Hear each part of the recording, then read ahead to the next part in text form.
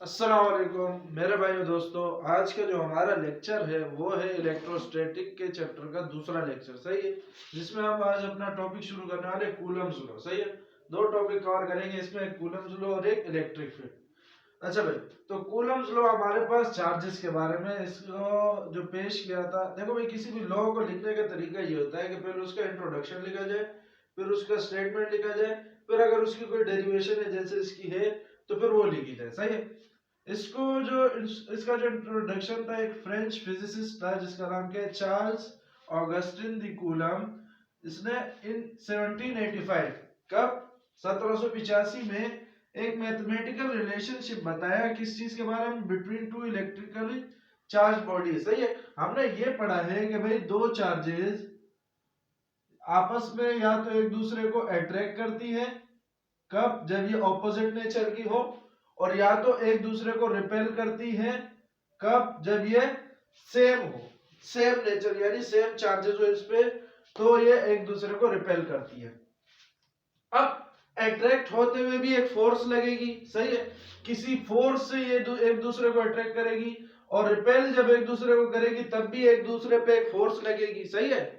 जब अट्रैक्ट कर रही है तो एक दूसरे को खींच रही है, और खींचते वक्त क्या लगता है, जोर लगता है, और जोर क्या है, फोर्स है, सही है। और जब रिपेल कर रही है, धक्का मार रही है, सही है, तो धक्का मारते हुए भी क्या लगता है, जोर लगता है, और जोर का क्या है, फोर्स, सही है। तो रिपेल होते हुए भी फोर्स लगती है और अट्रैक्ट होते हुए भी फोर्स लगती है। तो उस फोर्स को कैलकुलेट करने का तरीका, उस फोर्स को कैसे कैलकुलेट किया जाए, इसका तरीका हमें किसने बताया, कूलम ने, चार्ल्स ऑगस्टिन द कूलम ने, सही है। कि भाई इस फोर्स को मैथमेटिकली कैसे कैलकुलेट किया जाए फॉर्मूले के थ्रू, इसका तरीका हमें बताया कूलम ने, सही है। तरीका क्या है, इसने कहा कि भाई ये जो दो चार्जेस है, या तो आपस में इन दोनों में फोर्स ऑफ अट्रैक्शन होगी, या तो आपस में इन दोनों में फोर्स ऑफ रिपल्जन होगी। मैं जरा यहां पे बना देता हूं, जो ये दो चार्जेस है इनमें या तो आपस में फोर्स ऑफ अट्रैक्शन होगी, और या तो फोर्स ऑफ रिपल्जन होगी, सही है।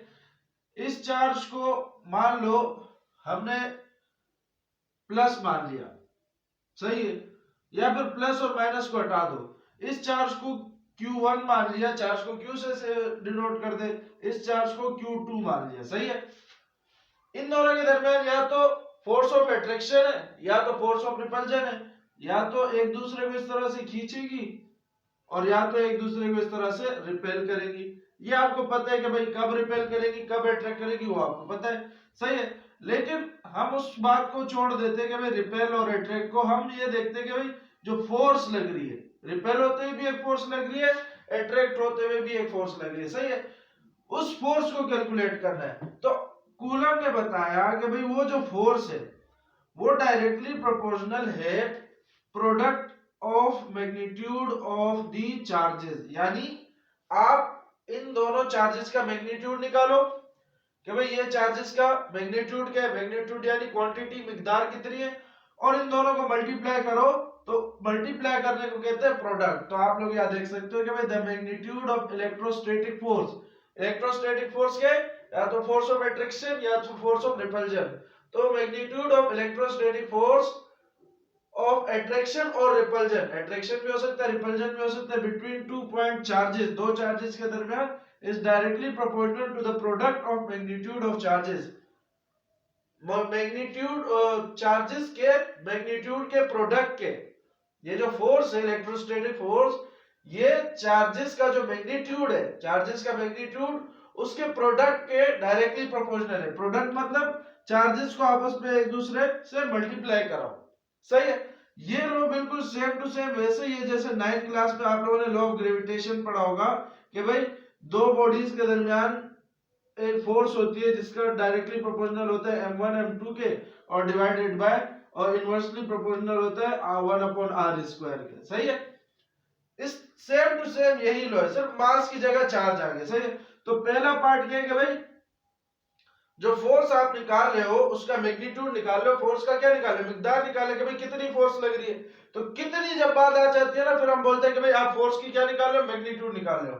तो पहले तो आप चार्ज की जो मैग्नीट्यूड है उन दोनों को मल्टीप्लाई कराओ, तो उससे मल्टीप्लाई करने के जो आंसर आएगा ना उसके साथ फोर्स डायरेक्टली प्रोपोर्शनल होगा। सही है, तो हमने मल्टीप्लाई करा दिया, मल्टीप्लाई कराने पे क्या आंसर आया Q1 Q2। सही है। दूसरा, फोर्स जो है वो इनवर्सली प्रोपोर्शनल है इन दोनों के दरमियान के डिस्टेंस के स्क्वायर के। इन दोनों के दरमियान के डिस्टेंस को हम मान लेते हैं R। क्या मान लेते हैं? R। सही है, तो R के स्क्वायर के इनवर्सली प्रोपोर्शनल है, यानी जो डिस्टेंस दिया हुआ है, मिसाल के तौर पे दोनों चार्जेस के दरमियान के अंदर अगर डिस्टेंस है 2 मीटर, तो आप 2 मीटर नहीं लोगे, आप 2 मीटर का स्क्वायर करोगे, तो 2 मीटर का स्क्वायर आपके पास क्या आएगा? 4 आएगा। सही है, लेकिन अगर r की वैल्यू 3 है तो 3 नहीं रखेंगे, क्या रखेंगे? 9 रखेंगे, क्योंकि इनवर्सली प्रोपोर्शनल है r के स्क्वायर के, डिस्टेंस का स्क्वायर।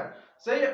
अब यहाँ पे जरा बात को समझो, डायरेक्टली प्रोपोर्शनल का मतलब क्या होता है कि भाई एक चीज जब बढ़ेगी तो दूसरी भी बढ़ेगी। मतलब ये है कि भाई आप जितना चार्जेस का मैग्नीट्यूड बढ़ाते जाओगे, जितना चार्जेस का मैग्नीट्यूड बढ़ाते जाओगे, चार्जेस को किस में कैलकुलेट करते हैं? कूलम में। सही है, तो जितना चार्जेस का मैग्नीट्यूड बढ़ाते जाओगे उतना ही उसका प्रोडक्ट ज्यादा आता जाएगा। सही है, तो उतना ही फोर्स ज्यादा आएगा आपके पास। आप जितना चार्जेस का मैग्नीट्यूड बढ़ाओगे उतनी ही फोर्स की हाई वैल्यू आएगी। क्यों? क्योंकि चार्जेस और फोर्स का डायरेक्ट का रिलेशन है। लेकिन जितना आप चार्जेस के दरमियान डिस्टेंस बढ़ाते जाओगे तो फोर्स कम होती जाएगी। क्यों? क्योंकि फोर्स और डिस्टेंस का इनवर्स का रिलेशन है। इनवर्स का मतलब एक चीज बढ़ेगी तो दूसरी कम होगी। सही है, तो इसको 1 मान लेते हैं, इसको 2 मान लेते हैं। अब हम इसको जरा कंबाइन कर लेते हैं बाय कंबाइनिंग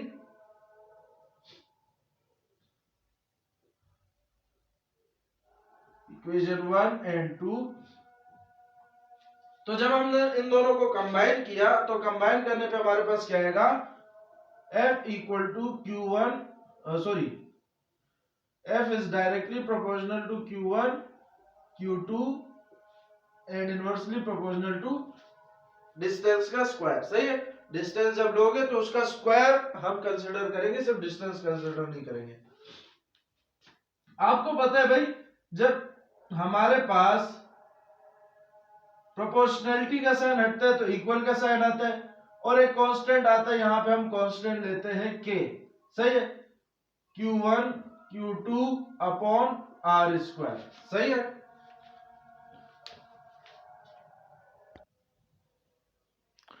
तो भाई हमारे पास ये इक्वेशन आ गई कि भाई फोर्स किसके बराबर है?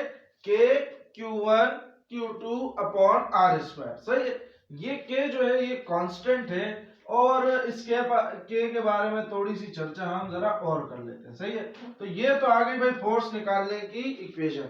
इसके थ्रू आप फोर्स निकाल सकते हो किसी भी दो चार्जेस के दरमियान की।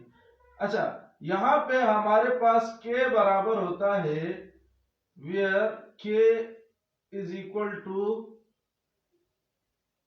1/4 पाई, और एक इस तरह का साइन होता है, इसको हम कहते हैं एप्सिलॉन नॉट। सही है, इस पूरे की वैल्यू आती है हमारे पास 9 × 10⁹, और अगर इसका यूनिट चेक करें तो न्यूटन मीटर स्क्वायर पर कूलम स्क्वायर। क्या निकलेगा यूनिट? न्यूटन मीटर स्क्वायर पर कूलम स्क्वायर। ये यूनिट कैसे निकाला भाई?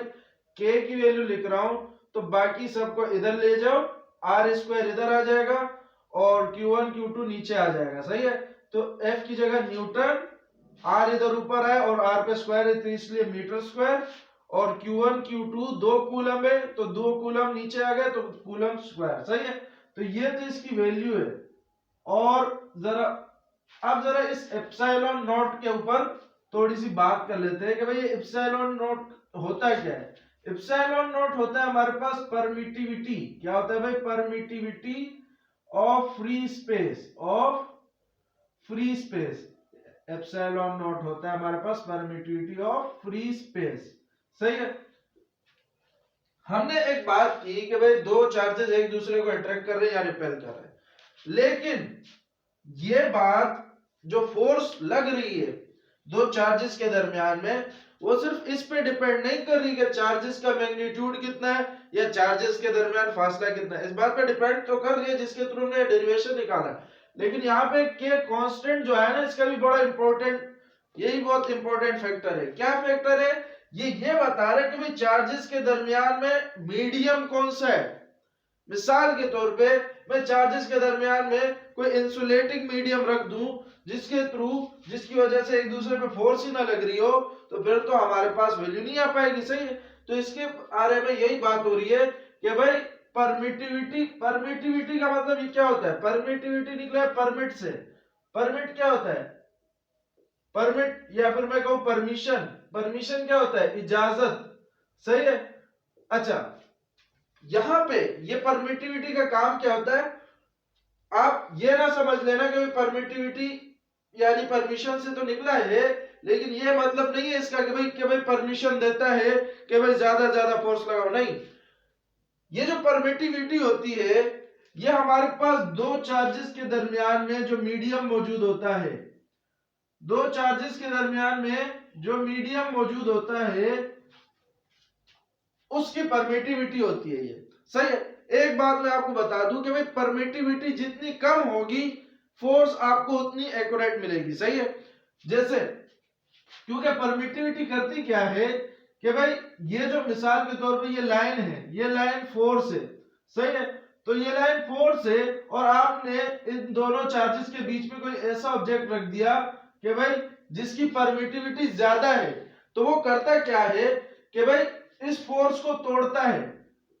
ये परमिटिविटी का मतलब परमिशन ही है, लेकिन ये परमिशन इसको नहीं देता कि भाई आपस में एक दूसरे में फोर्स लगाओ। ये परमिशन किसकी होती है कि भाई जाओ इन दोनों के दरमियान के फोर्स तोड़ो।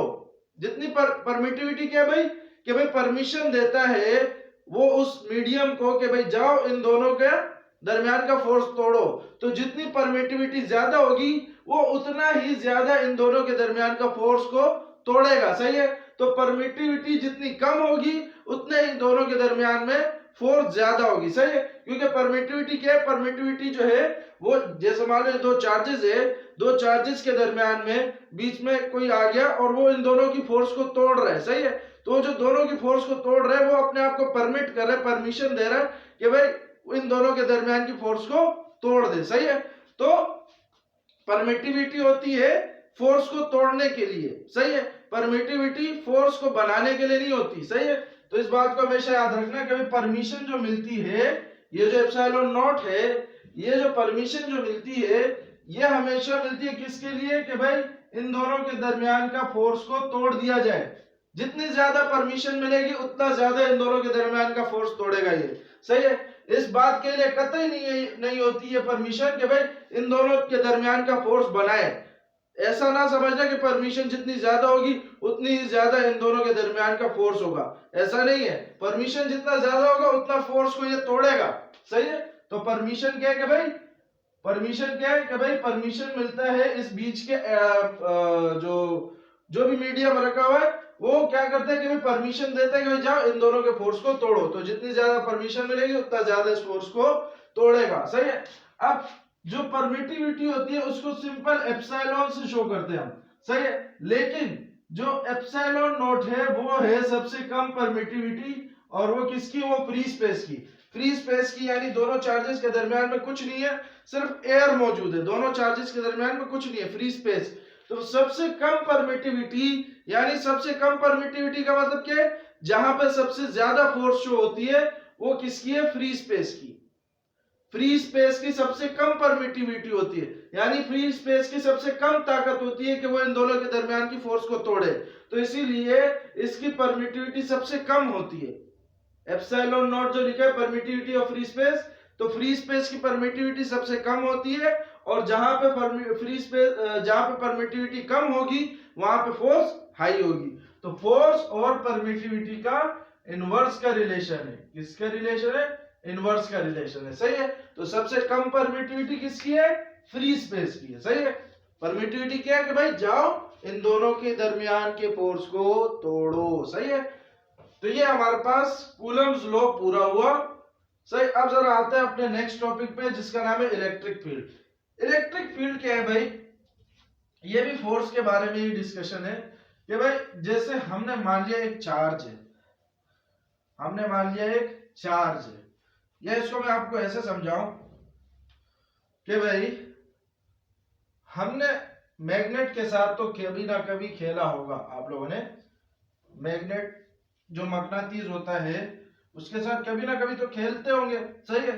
तो मकनातीस के साथ कभी ना कभी ऐसा भी खेला होगा कि भाई यहाँ पे रखा मकनातीस और हम क्या करते थे कि भाई लोहे को लाते थे, लोहे को लाते थे या फिर लोहे को करीब लेकर जाते थे या फिर मैग्नेट को करीब लेकर जाते थे, सही है। हमने यहाँ पे रखा, मैग्नेट का कोई असर शो नहीं हो रहा, मैंने इसको मिटा के इसको उठा के थोड़ा और करीब लेकर आया, मैग्नेट का असर शो नहीं हो रहा, इसको उठा के थोड़ा और करीब लेकर आया तो मैंने पाया कि भाई ये जो मैग्नेट है, ये जो मैग्नेट है ये इस आयरन पीस पर यानी लोहे पर फोर्स जाहिर कर रहा है, अट्रैक्शन की। मैंने इनको ऐसे पकड़ा हुआ है, पहले दूर था, करीब लेकर आया, फिर भी कुछ शो नहीं हुआ, फिर करीब लेकर आया, कुछ शो नहीं हुआ, फिर करीब लेकर आया। अब मुझे हाथ में फोर्स महसूस हो रही है, ऐसा कि भाई ये मैग्नेट इसको खींचना चाह रहा है, सही है। तो जहां पर मुझे महसूस हुआ कि भाई यहां पर ये मैग्नेट इस आयरन के पीस को खींचना चाह रहा है, तो वो जो रीजन होता है, वो जो स्पेस होता है, वो उसकी फील्ड होती है।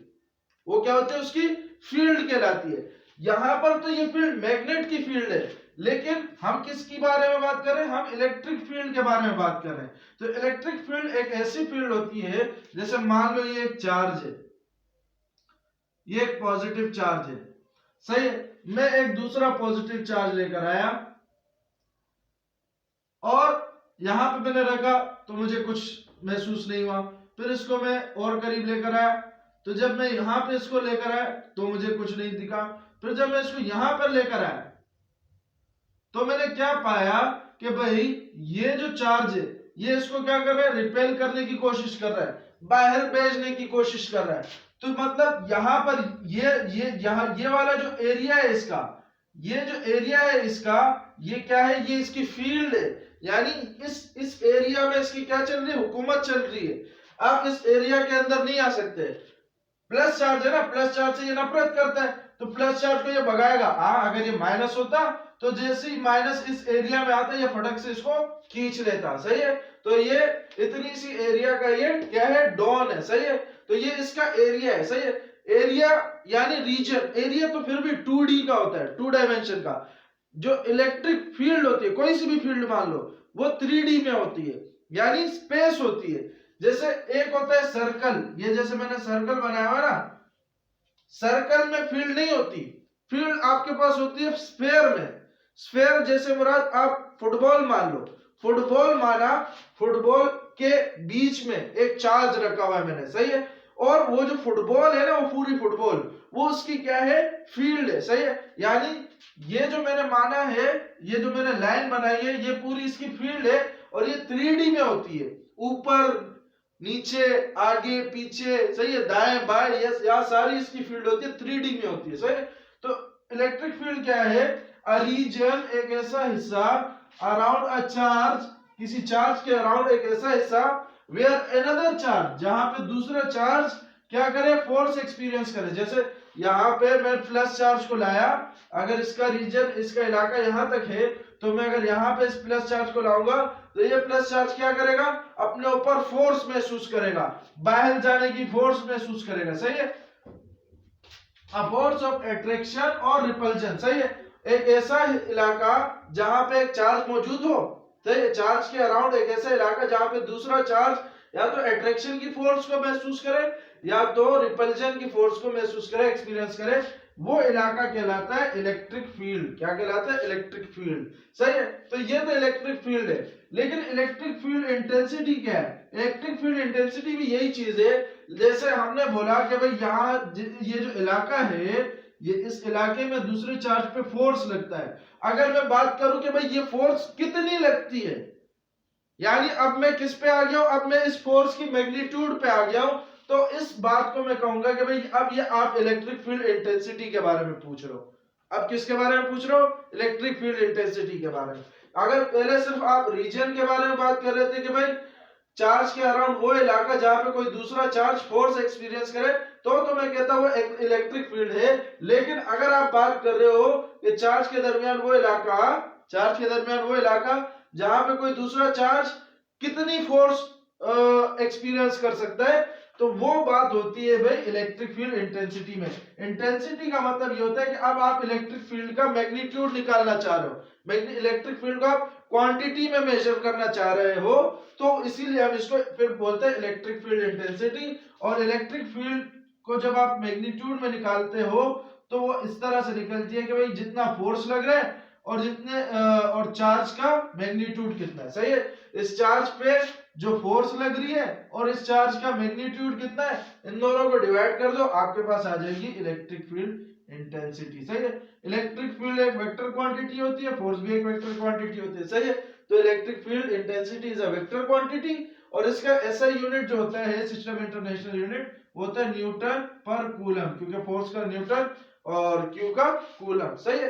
तो ये हो गया हमारे पास इलेक्ट्रिक फील्ड इंटेंसिटी। अब जरा अपने आखिरी टॉपिक पे आते हैं इलेक्ट्रिक फील्ड लाइंस के बारे में। इलेक्ट्रिक फील्ड लाइन जो है, हमने अब जो जैसे ये सर्कल सर्कल बनाया ना, तो फेराडे ने कहा यार सर्कल सर्कल बनाने में मजा नहीं आ रहा, हम इस इलेक्ट्रिक फील्ड को लाइंस में शो कर देते हैं। ये लाइंस एक्चुअल में नहीं होती, ये इमेजिनरी लाइंस है, अपने आप को टॉपिक को आसान बनाने के लिए, सही है। तो it is refer to a system of imaginary lines, system of imaginary lines है, सही है, अराउंड अ चार्ज ऑब्जेक्ट, जहां पे कोई चार्ज स्ट्रेस महसूस करता है, स्ट्रेस यानी फोर्स महसूस करता है, सही है। तो यहाँ पर दो बातें होती हैं कि भाई कुछ बातें होती है, दो नहीं कुछ बातें होती हैं जो हम डिस्कस कर लेते हैं लाइंस के बारे में, कि भाई अगर आपके पास एक आइसोलेटेड पॉजिटिव चार्ज है, तने तनहा पॉजिटिव चार्ज है, तो पॉजिटिव चार्ज में से हमने माना है कि भाई लाइंस क्या करती है, ओरिजिनेट करती है, यानी लाइंस बाहर निकलती है,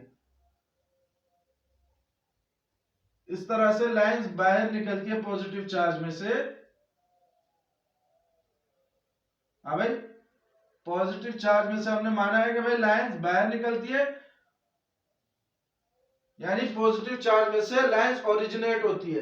तो हमने अगर देखे हैं कि भाई अगर आइसोलेटेड नेगेटिव चार्ज है, तने तनहा नेगेटिव चार्ज है, तो इस पे हम उल्टा मान लेते हैं कि भाई इस पे लाइनिंग एंड होती है, क्या होती है, लाइनिंग एंड होती है, जो इलेक्ट्रिक फील्ड की लाइंस एंड होती है। तो ये बातें याद रखनी है कि भाई नेगेटिव चार्ज पे इलेक्ट्रिक फील्ड की लाइंस एंड होती है और पॉजिटिव चार्ज पे इलेक्ट्रिक फील्ड की लाइन ओरिजिनेट होती है, सही है। अगर हम दो चार्जेस मान लें ऑपोजिट नेचर कोई की, जैसे एक प्लस मान लिया एक माइनस मान लिया, तो इसकी इलेक्ट्रिक फील्ड लाइंस कैसे शो करेंगे, तो प्लस और माइनस में तो आपस में अट्रैक्शन होगी, तो यहां से इलेक्ट्रिक फील्ड की लाइन निकलेगी और यहाँ पे खत्म होगी, सही है। इसी तरीके से यहां से फिर ऐसे हम बना लेते हैं, इलेक्ट्रिक फील्ड की लाइन जो ओरिजिनेट होती है वो ओरिजिनेट होती है भाई किससे, प्लस से निकलती है और माइनस पे एंड होती है, सही है। फिर हम इसको कुछ यू बना लेते हैं, अभी बाकी बन नहीं पा रही, तो इस तरह से अगर ये यहां से इस तरह से निकल रही है तो यहां पे आके इस तरह से एंड होगी, सही है।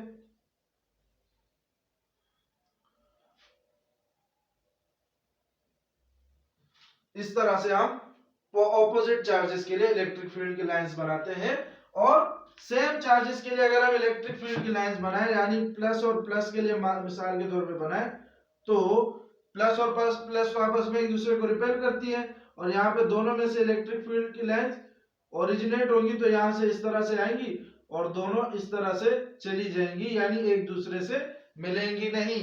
यहाँ पे भी इस तरह से आएंगी और इस तरह से चली जाएंगी, सही है। फिर इसको आगे मजीद बनाते जाए,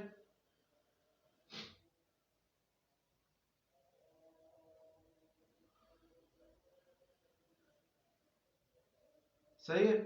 इस तरह से बना ले, यहाँ पे भी फिर इस तरह से बना ले, इस तरह से बना ले, यहाँ पे भी इस तरह से बना ले, इसको यहाँ पे बना ले, इसको यहाँ पे बना ले, यानी दोनों की ऑपोजिट डायरेक्शन होगी।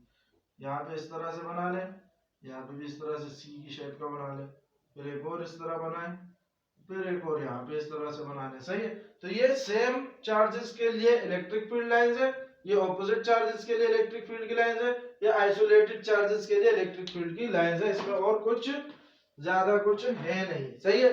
तो यहां तक ही रखते हैं अपना आज का लेक्चर, फिर बाकी के टॉपिक्स को अगले लेक्चर में देखेंगे।